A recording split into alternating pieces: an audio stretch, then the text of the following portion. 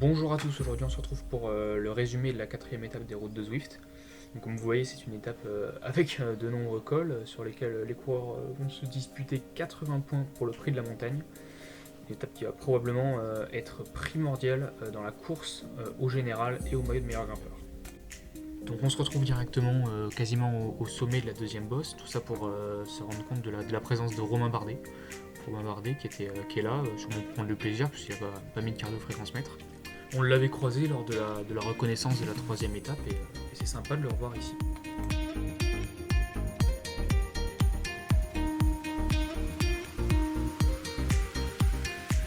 On arrive en haut de cette fameuse bosse et on se rend compte que côté pro, on n'a pas spécialement de lâcher. Rudy Mollard est toujours là, Romain Bardet toujours là, David Apollonio toujours là, le japonais Masaki toujours là, l'ancien pro Stéphane Kirchmer toujours ici. Côté favori, on a Louis Coqueret qui est toujours présent, Jean-Luc Demaret toujours présent, Alexis Guérin, le vainqueur de la veille, présent également, Emilien Vianney, le porteur du maillot leader, également présent. Seulement Adrien Garel, le vainqueur de la première étape et le premier porteur du maillot, qui est pas là, il me semble qu'il n'a pas pris le départ. Voilà, donc là c'est la descente. On voyait un groupe très étiré juste avant, et là on voit que l'élastique a pété, ils sont une vingtaine à être partis à l'avant. C'est pratiquement mort déjà pour les autres.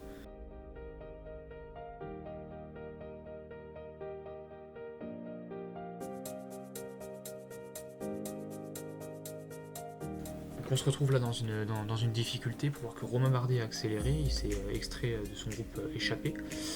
Donc on voit à plus de 450 watts, il a 7 watts par kilo, hein, évidemment. C'est un coureur très léger, très avantagé sur ce type d'étape, et qui va faire un peu de spectacle.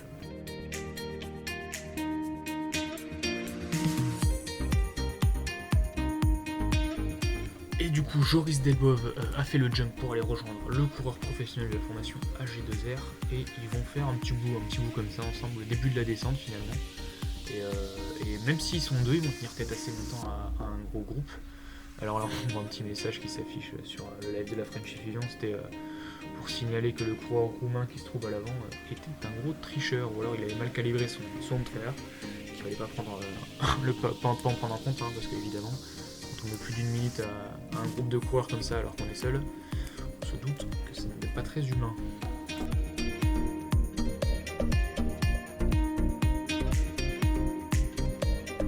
Donc voilà, les coureurs rentrent dans la dernière difficulté de ce circuit. Il reste à peu près 2 km cette difficulté, puis une toute petite descente qui va les amener vers l'arche d'arrivée. On voit une petite quinzaine de coureurs pour se jouer la victoire. Parmi les favoris, Romain Bardet est toujours présent, Alexis Guérin est toujours présent, Jean-Luc Demaret, il me semble qu'il a sauté, ainsi que Louis Coqueret et Masaki qui ont sauté. David Apollonio également a sauté. Il reste Rudy Mollard dans le groupe, et puis voilà.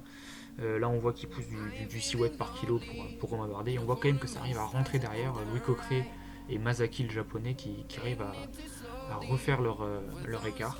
Et donc ils vont réintégrer le groupe, voilà, une quinzaine de coureurs pour se jouer la victoire.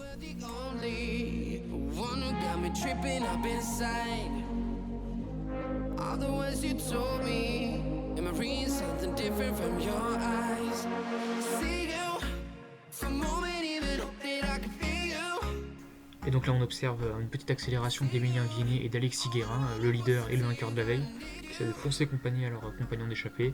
Bon, malheureusement pour eux ça va revenir, mais ça leur a quand même fait mal aux pattes derrière, parce qu'on voit que ça revient par petits paquets, et ça va se prouver par la suite. Emilien Vianney et Alexis Guérin étaient quand même mieux que leurs compagnons, hein, vont réussir à se réextraire de ce groupe-là.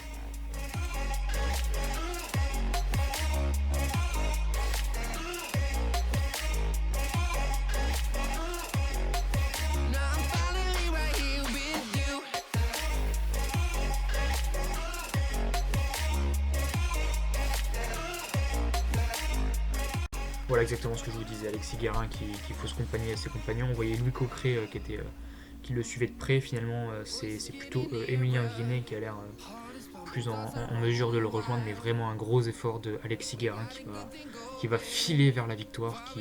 Là, ça descend, personne ne semble pouvoir le battre. Il est parti pour gagner.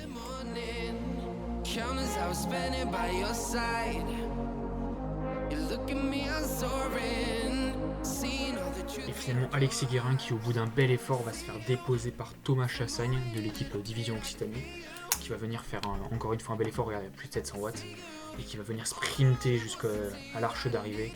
Il va donc remporter cette 4e étape des routes de Zwift, juste devant l'Autrichien Stefan Kirchmayr.